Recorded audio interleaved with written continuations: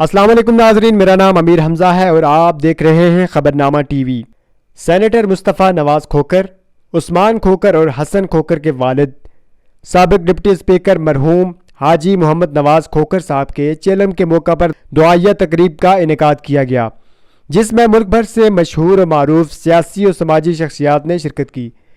پاکستان کے نامور علماء، نعت خوان حضرات اور تاجدار گولڑہ شریف پیر سید معین الحق صاحب نے بھی شرکت کی۔ تقریب کا باقاعدہ آغاز تلاوت کلام پاک سے کیا گیا۔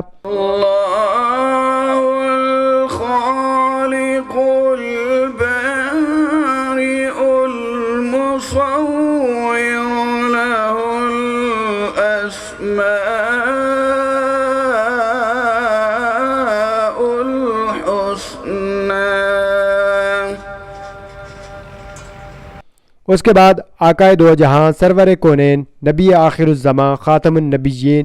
حضرت محمد مصطفیٰ صلی اللہ علیہ وآلہ وسلم کی بارگاہ میں گلہائے عقیدت پیش کیے گئے۔ آخر میں تاجدار گولڑہ شریف حضرت پیر سید معین الحق صاحب نے دعائے مغفرت کی۔ تقریب میں چیئرمین صادق سجرانی، وفاقی وزیر داخلہ شیخ رشید احمد خان، وفاقی وزیر غلام سرور خان، یوسف رضا گیلانی، راجہ پرویز اشرف، راجہ بشارت، فرحت اللہ بابر، قمر زمان قائرہ، شیخ راشد شفیق، سلیم صافی، ملک عشرت باری، میاں خرم رسول، زمرد خان، راجہ حنیف، زاہد کاظمی، جاوید مغل، ملک ابرار، سردار نسیم، حنیف عباسی، عامر پراچا، سردار سلیم حیدر، سید مسعود شاہ ایڈوکیٹ، راحت قدوسی بابر جدون، ملک خالد نواز بوبی، چودھری افتخار، چودھری جاوید نائک، یاسر مہدی، پیر عادل گیلانی، ذیشان نقوی، راجہ ناصر، سید ضیاء اللہ شاہ، وقار ڈار، جمیل مغل، راجہ مشتاق، افضل کھوکھر، ظفر کھوکھر، عمر کھوکھر، فرخ کھوکھر، نذیر ڈوگی، چودھری منظور، جمیل ہاشمی، ملک حسرت آوان، چودھری یاسین، ملک ندیم، راجہ رمیز، شیخ بلال احمد، قاسم مغل، جمیل قریشی، محمد آصف، سید جمال شاہ، طارق شیخ، چیئرمین یوسی 16 چودھری محمد حنیف، ایم پی اے حاجی امجد، راجہ یاسر، حاجی ظفر اقبال، چودھری محمد شکیل، راجہ بابر، سعید کھوکھر، راجہ عاقب، عمران عباسی، چودھری فیصل، ملک طاہر، پی پی کے میاں خرم، چودھری آصف ارشاد، چودھری ذوالفقار، سینئر صحافی چودھری جاوید، حافظ گلفراز پکھڑال، نمبردار جاوید، راجہ نزاکت، رانا عبدالقیوم، عمران احمد خان، ملک عدیل، خالد ستی، شاہد غفور پراچا، جبران مسیح گل اور دیگر شخصیات نے شرکت کی اور حاجی نواز کھوکھر صاحب کی مغفرت کے لیے دعا کی۔ الرحمن علم القرآن خلق الإنسان علمه البيان الشمس والقمر بحسبان والنجم والشجر يسجدان والسماء رفعها ووضع الميزان ألا تطغوا في الميزان وأقيموا الوزن بالقسط ولا تخسروا الميزان والأرض وضعها للأنام فيها فاكهة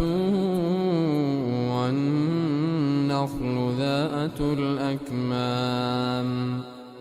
والحب ذو العصف والريحان فبأي آلاء ربكما تكذبان خلق الإنسان من صلصال كالفخار وخلق الجان من مارج من نار فبأي آلاء ربكما تكذبان رب المشرقين ورب المغربين فبأي آلاء ربكما تكذبان مرج البحرين يلتقيان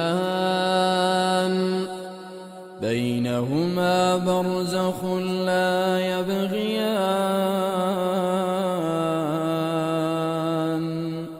فبأي آلاء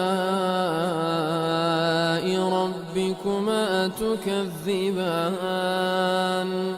يخرج منهما اللؤلؤ والمرجان فبأي آلاء ربكما تكذبان وله الجوار المنشآت في البحر كالأعلام فبأي آلاء ربكما تكذبان كل من عليها فان فان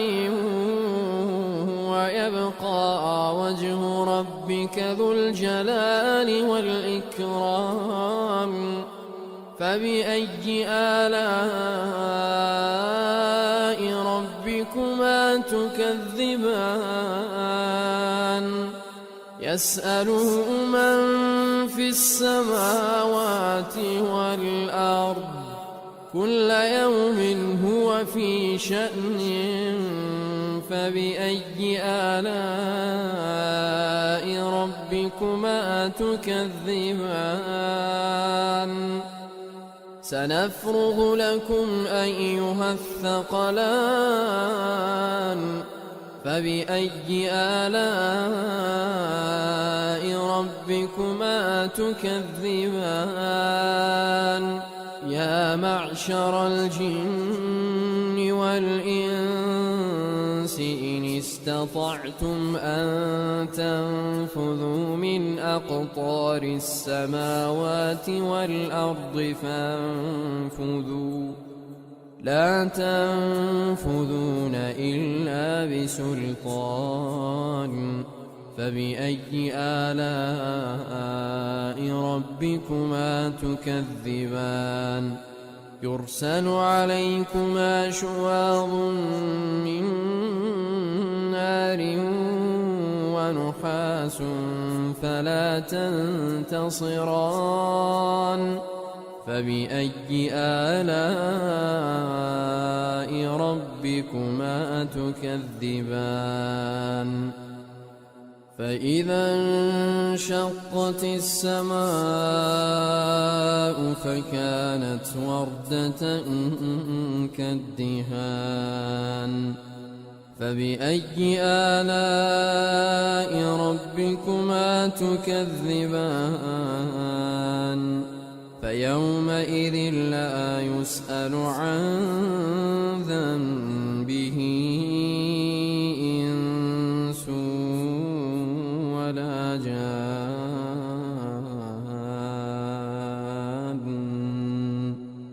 فبأي آلاء ربكما تكذبان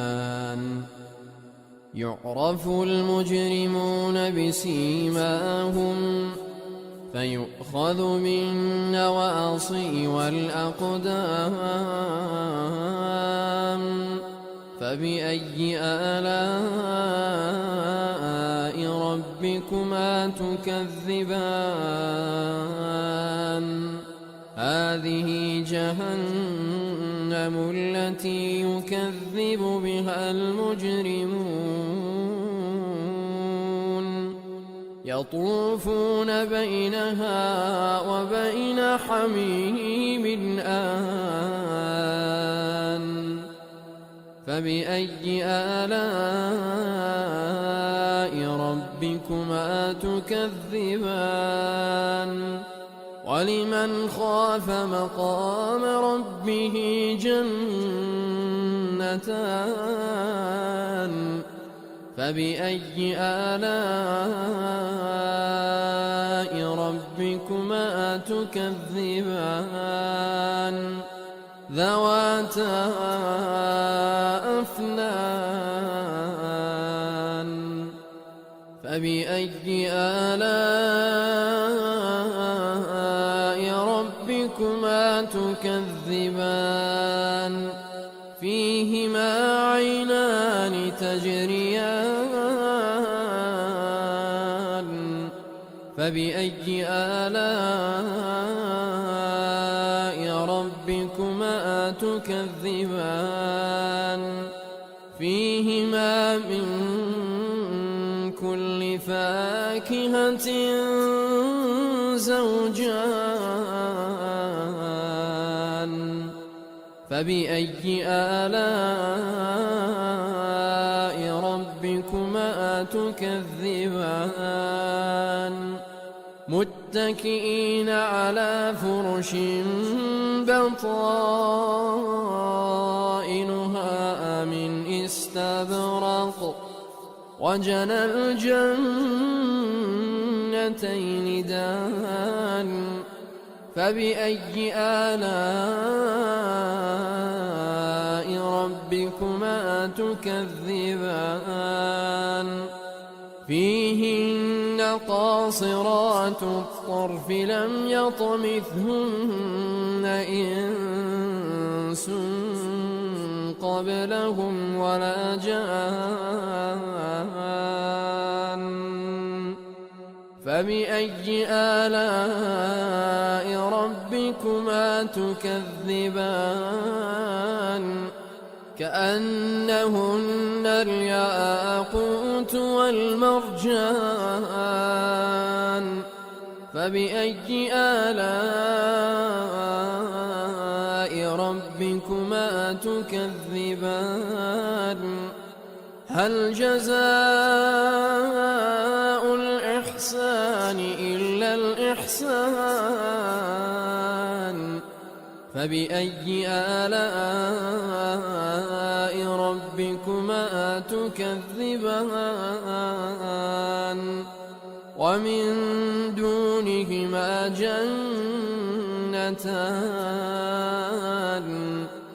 فبأي آلاء ربكما تكذبان مدهامتان